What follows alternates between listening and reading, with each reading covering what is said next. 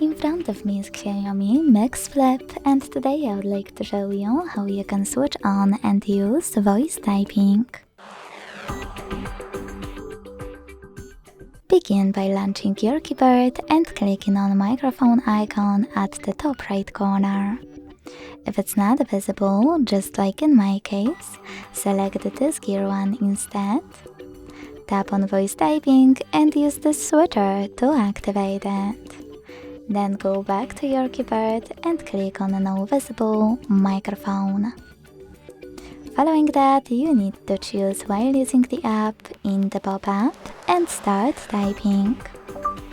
As you can see, voice typing is on. If you want to stop, tap on the same microphone. Thanks so much for watching. If you enjoyed this video, leave a like, comment and subscribe. Bye!